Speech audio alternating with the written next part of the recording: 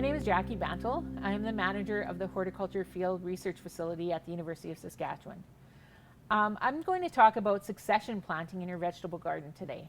And so lots of times we have such a small space in our garden and we don't have enough room for us to grow as much as we want.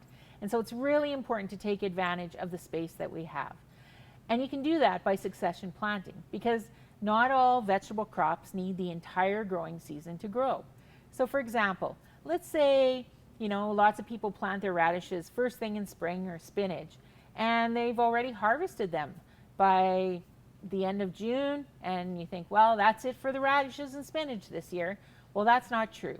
Actually, what you can do is you could plant one, say you have a, 6-meter row of radishes.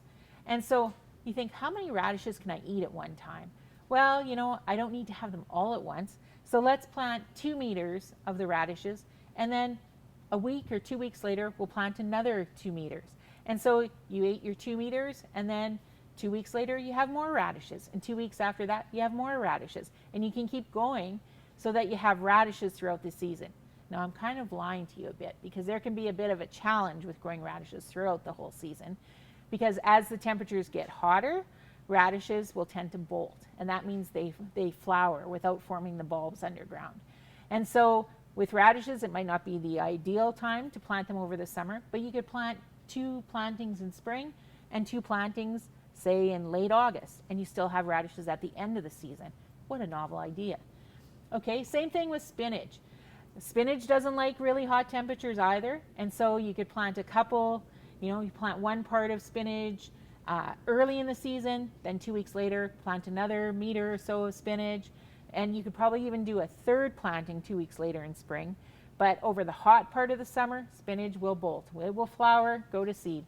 But then you can start planting spinach again in late August, and you can have spinach in early September right through to freeze up. And so think about this. Think about, your peas. Lots of times, an early planting of peas, you've harvested the peas by, say, mid-July, end of July. Well, just think, what if you would have planted another set of peas 3 weeks later, and now you could harvest peas from mid to late August. So sometimes these shorter season crops that only require, a couple months or 2.5 months, you can plant them at different times, and you can have consistent picking. Imagine if you started picking your peas in mid-July, and then you could pick peas right through to the end of September. I mean, good luck with shelling all those peas, but it would be great to be eating those fresh peas through the whole time. Okay, beans, the same thing. And who doesn't like nice, tiny little beets compared to those big overgrown beets? At least that's me. So, you could plant one set of beets, a couple plantings early in the season, and again, plant some more beets towards the middle, end of July, and you'll have small beets into fall. So use your garden, never leave an empty space. Once you harvest something, think, okay, what could I plant in there that I could still harvest by the end of the season? And fill up that space and use your space as completely as you can. Enjoy your day.